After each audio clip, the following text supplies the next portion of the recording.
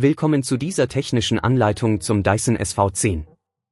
Wir sind Kelatos Informática, Spezialisten für technische Reparaturen. Wir holen dein Gerät direkt bei dir zu Hause ab, führen eine kostenlose Diagnose durch und schicken dir einen Kostenvoranschlag, bevor wir reparieren. Keine Anrufe, keine Fahrten.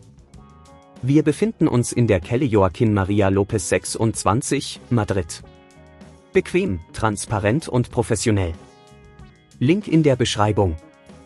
Du hast es vielleicht schon bemerkt, dein Dyson SV10 macht ein komisches Geräusch und saugt nicht mehr richtig. Dieses Problem kann durch einen defekten Motor verursacht werden, was bedeutet, dass dein Staubsauger nicht mehr effizient arbeitet.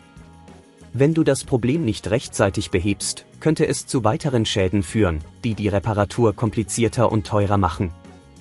Für diese Reparatur benötigst du einen Kreuzschlitzschraubendreher, einen Torx-Schraubendreher, einen neuen Motor für den Dyson SV10 und eventuell etwas Isolierband.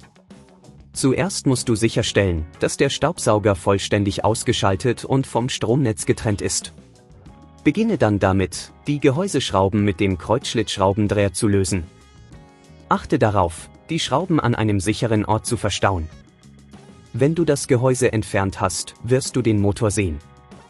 Überprüfe die Kabelverbindungen und die Halterungen, um sicherzustellen, dass alles intakt ist.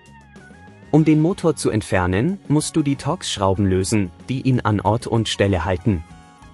Achte darauf, beim Lösen der Schrauben nicht zu viel Kraft anzuwenden, um das Gehäuse nicht zu beschädigen. Wenn du den Motor herausgenommen hast, setze den neuen Motor an die gleiche Stelle ein und achte darauf, dass alle Kabel richtig angeschlossen sind. Vergiss nicht, die Schrauben wieder festzuziehen, um sicherzustellen, dass der Motor sicher sitzt. Wenn dir das an dieser Stelle zu kompliziert wird, denk daran, dass wir bei Kelatos dein Gerät zu Hause abholen und es dir repariert zurückschicken. Schließe das Gehäuse vorsichtig, indem du alle Schrauben wieder anbringst, und überprüfe, ob alles richtig sitzt. Starte den Staubsauger, um zu sehen, ob das Geräusch verschwunden ist und er wieder wie gewohnt saugt. Um zu verhindern, dass das Problem wieder auftritt, achte darauf, deinen Dyson regelmäßig zu reinigen und Filter sowie andere Teile regelmäßig zu überprüfen. Wenn du kein Risiko eingehen willst, bei Kelatos holen wir dein Gerät ab, reparieren es und liefern es dir nach Hause, deutschlandweit. Link in der Beschreibung.